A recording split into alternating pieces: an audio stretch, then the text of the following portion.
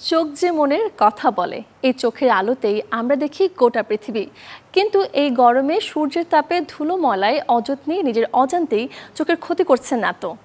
দর্শক, জানাবো কি করে নেবেন চোখের যত্ন, তার কিছু উপায়। নবজাতক শিশু পৃথিবীর আলো দেখতে পায় সুন্দর চোখ জোড়া দিয়ে।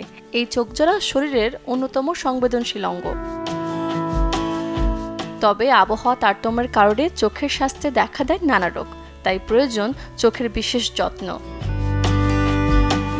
প্রখর রোদ ও ধুলোবালি চোখে সৃষ্টি করতে পারে নানা সমস্যা, যেমন চোখ জ্বালাপোড়া, চোখের পাতা ফুলে যাওয়া, চোখে অ্যালার্জি, এমনকি চোখে দেখা দিতে পারে লালচে ভাব। এই সমস্যা থেকে বাঁচতে রোদে ব্যবহার করুন রোদ চশমা, মাথার হ্যাট কিংবা ছাতা। এটি সূর্যের অতিবেগুনি রশ্মি থেকে চোখকে দিবে স্বস্তির ছায়া।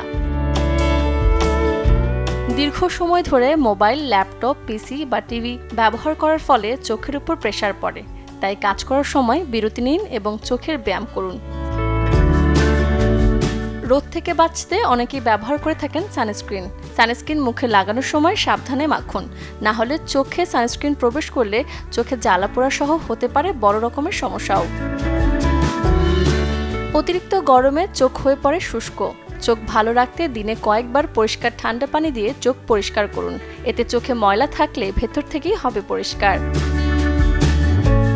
বিশ্রামের সময় চোখের উপর পাতলা শসার টুকরো রাখতে পারেন। এটি চোখ ঠান্ডা ও আর্দ্র রাখতে সাহায্য করবে। প্রতিদিনের খাবারের পাতে রাখুন সবুজ শাকসবজি, ফলমূল, কলিজা এবং বাদাম। আর দিনে পান করুন প্রচুর পরিমাণে পানি।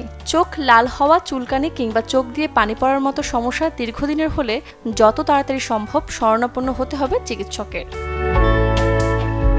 সূচনা হাসান, চ্যানেল 24।